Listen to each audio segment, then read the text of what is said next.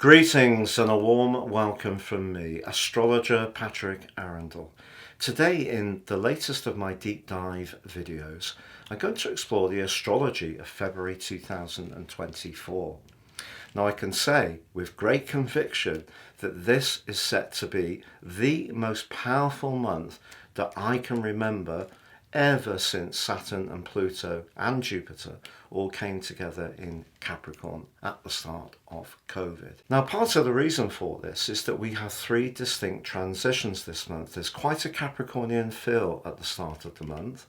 As the month goes on, however, Mercury, Mars and Venus all apply to the tiny but mighty Pluto, and in the case of Mars, for the first time in over 220 years in the sign of Aquarius. But you know, as the month goes on, Saturn is going to also be hugely influential. I'm going to share with you the two major lunations this month. Of the 9th, the new moon in Aquarius, which clashes with its modern ruler of Uranus, and then the practical full moon in the sign of Virgo of the 24th of February. Now, this month, of course, contains Valentine's Day, and it's a leap year, so we have a 29-day February. If you'd like to know more about leap years, please see underneath this video, and you can download my free factoid. Now, I'm also going to share with you the event chart of the 1st of February at midnight based on Greenwich and from a solar perspective, so we can all collectively relate to the start of the month, but also what the overall influence is likely to be based on that start point. Now, if you'd like to know what your zodiac sign holds for you in terms of your sun or your ascendant, please see the link beneath this video and you can watch your deep dive video from Aries through to Pisces inclusive. If you're new to my channel, this is very much a community. If you have any thoughts, please share them. I try to interact with each comment. If you're a returning visitor, it's lovely to have your company once more. Now, I'm edging towards 120,000 subs. I'd be honoured if you would subscribe too. So, as I mentioned, there are three distinct transitions this month, and on the screen now I'm sharing the event chart of the 1st of February at midnight, based on Greenwich and that solar perspective. That means that we have the ascendant nominally on the vernal point at 0 degrees in Aries. So there's the sun at 11 degrees and 35 minutes in Aquarius. And all the attention seemed to me, collectively, go towards Pluto last month as it moved into the sign of Aquarius on the 21st. But of course the two signs have a commonality. They're both ruled by Saturn. It's just in the case of Capricorn, it's the sole domiciliary. In the case of Aquarius, it's the co-regent along with the modern ruler of Uranus. If we look at the timeline of late last month, Pluto moved into Aquarius on the 21st, but Venus replaced Pluto on the 23rd in the sign of Capricorn. So there she is, right at the top of the chart, very influential at 10 degrees and 38 minutes. So the interesting thing is that Venus and the Sun are receptive to one another in a semi-sextile, so I really like that. The other interesting thing is that Uranus, the modern ruler of Aquarius, went direct on the 27th of January and is aligning in this chart brilliantly with Mars. Now, Mars in Capricorn, it loves being there. Mars is about action, passion, assertiveness, confidence, particularly in the 10th house. It's about gaining greater recognition, but the sign of Capricorn is about culmination in the physical sphere. So if we really want to go for it in terms of work, ambitions, goals, promotions, if we have our own business, presentations, winning new customers, it's all about having conviction and drive. But Mercury is very close to Mars, up there in Capricorn, and Mercury is a very business-like influence in Capricorn. Of course, Mercury is about talk and thought, how we voice, articulate ourselves, and we can do so with extra urgency, being aligned so closely to Mars. But Uranus in the mix suggests that we need to find a balance between the established way of doing things that comes from Capricorn and the more progressive way of doing things through Uranus.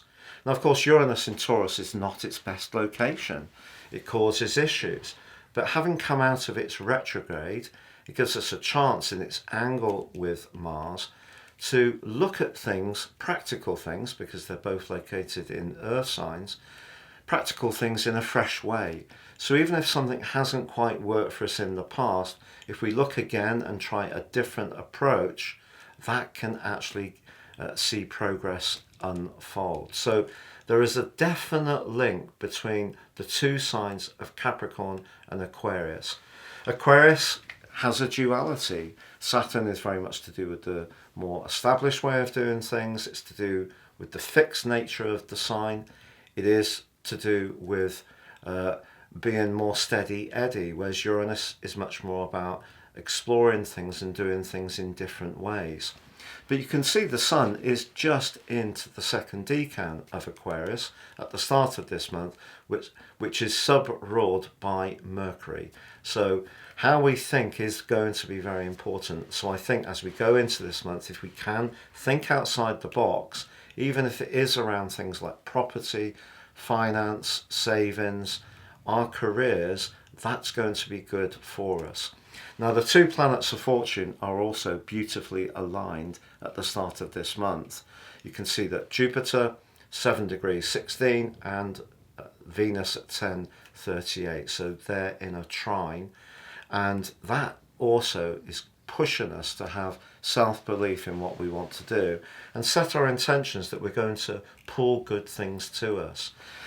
Now, of course, Saturn can be a wrecking ball at times, but it actually is forging a brilliant link to Jupiter right through to the 25th of March. So it's kind of saying that where we thought things through and really drilled and practiced and rehearsed how we might approach things, Saturn will support progress with Jupiter. What's not to like? Well, the paradox is the moon is in the sign of Libra. And Libra, of course, is very much about finding balance and wanting to keep things on that even keel. But actually, the moon and Mars are in quite an abrasive right angle. So we may encounter some people this month, particularly people who hold power in big business, big corporations. It could be your employer, who we can try to relate into and perhaps suggest some fresh and innovative ideas, but they may be resistant. So it's not necessarily going to be a completely straightforward process. And that brings us to transition 2 this month, because we are going to see Mercury, Mars and Venus all applying to Pluto. So where we feel there is a sense of injustice, the power that's going to come through is going to be astonishing. So let's take you back to the very start of the month. We got that Capricornian energy. We do have the Sun, part of fortune, and Pluto in Aquarius.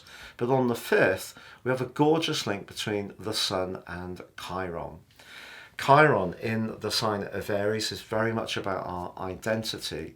So if we can gain insights into how we're all connected, it's a shared experience. We might experience life in slightly different ways, but we do have commonalities. So if you feel that things are changing in the world at quite a rate of knots and feel unsure about where you fit into that, that particular aspect can provide some healing. But also on the 5th, Mercury makes its way into the sign of Aquarius and therefore is in that conjunction with Pluto.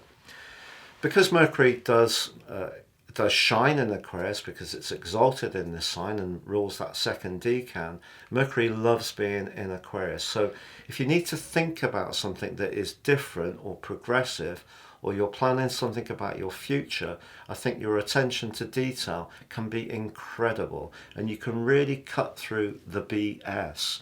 The sign of Aquarius does have an appreciation for higher truth. So if you are encountering someone who's not really being very responsive to some of your ideas, I feel that you'll be able to use your intellect and your communicational skills in a very effective way.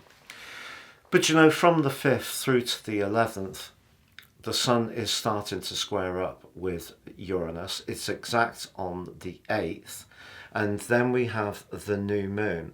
And that new moon in Aquarius, which is very much about appreciating our network, our communities, the way that we can gain cooperation, the way that we can think about where we're heading and make those plans, that is shook up, ironically, by its ruler, modern ruler of Uranus. So that's suggesting that we can't be too idealistic in our approach. We have to be aware that when it all boils down to it, very often money is involved in the mix.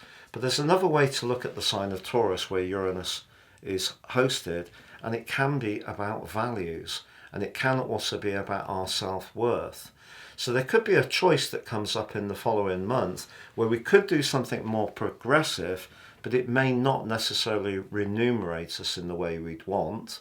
Or we could encounter someone whose way of approaching life is very counter to our own core values. And that could give us some big decisions to make, and it could cause some disruption. For example, in friendships, you may realise that however much you like someone at a certain level, you can't relate to them at another level. Now on the 13th, the hustle bustle energies of Mars arrive in Aquarius. This is so powerful. I cannot emphasize that enough. Because if we think about it, Mars and Pluto are the two rulers of the sign of Scorpio. So when we put them in the sign of Aquarius, it's much more radical, it's much more to do with the future. It's not so transformational in terms of the inner journey. It's more about where we're really excited to connect and socialise, interact with others. But if you do have an idea that you're really passionate about and you really feel it's resonating with you, this can be a time when your conviction, drive and willpower are absolutely incredible.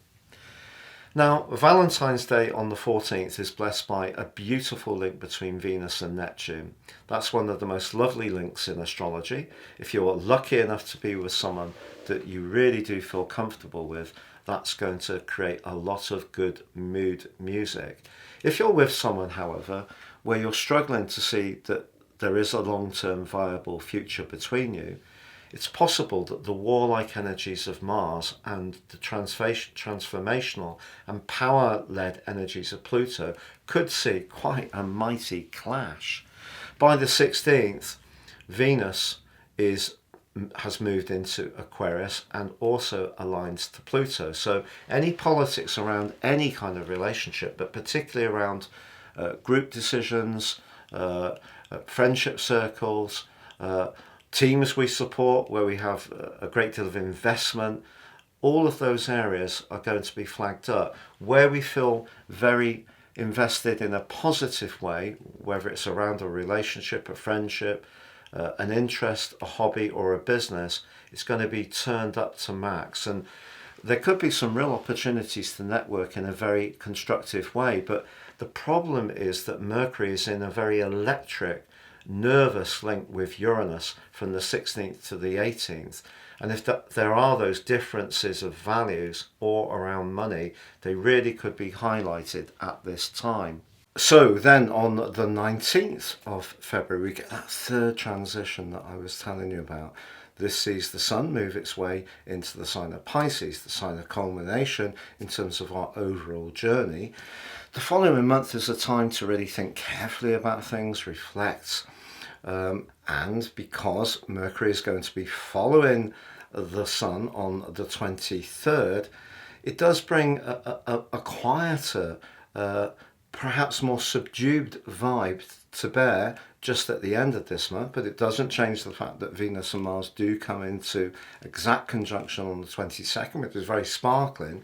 Perhaps the combination of energies here is that we can be friendly, we can be sociable, but we need to be friendly and sociable to people who are really in our corner. So if there are some people who are fair weather friends, I do think that they're going to be revealed as February comes to a close. Now the full moon on the 24th in the practical sign of Virgo, that's asking us to think about whether our physical health, vitality and structures are influenced by our psychological approach or our subconscious or our fears. And because the Sun starts to apply to Saturn, reaches a peak on the 28th, but we also have Mercury applying to Saturn as well. So Saturn here brings a cool blast of icy air to the passion of the Sun, and Mercury in Pisces is in its detriment.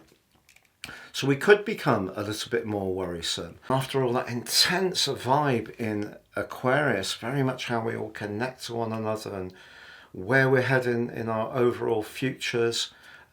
Unusual relationships. We are going to see some relationships break up, I feel, that aren't for the long term, but we could see a lot more discussion about open relationships, about unusual alliances between people. I think that's going to come much more into the open. But then as the month comes to a close, it's almost like an icy blast of psychological reality just comes into situations. But that could also mean that is the point when certain separations do occur. So it's quite ironic with Valentine's Day at the heart of this month that I think friendship is the key thing. If you're lucky enough, if you're wanting a relationship or you're meeting someone, to have that date on the 14th with Venus and Neptune so beautifully aligned, that can work well. But the converse can be true. If we can't really feel comfortable with someone, atmospherically it's not great, and we don't have a great friendship with them, whether it's in a romantic relationship or otherwise, I feel by the end of this month there could be some doors closing of certain elements and strands of our situation which we don't feel are serving our greater good for the longer term. So that's the three transitions of this month: the authority, the stability, the continuity, the structures of Capricorn making way for the more futuristic energies of Aquarius that need to collaborate and cooperate. But also, as the month comes to a close, we're either going to really get very, very close to the people we feel intimately comfortable with and at ease, or I feel there will be some endings with that cold energy of Saturn applying to the Sun and also Neptune. Now, please see below this video to get your zodiac forecast from Aries through to Pisces. They're deep dives, so we'll really give you an exhaustive overview of what you can expect for each of the signs for the month of February. But wishing you all the best, and don't forget there's also that download about the leap year to also get for free underneath this video too. Take care, all the best, and goodbye.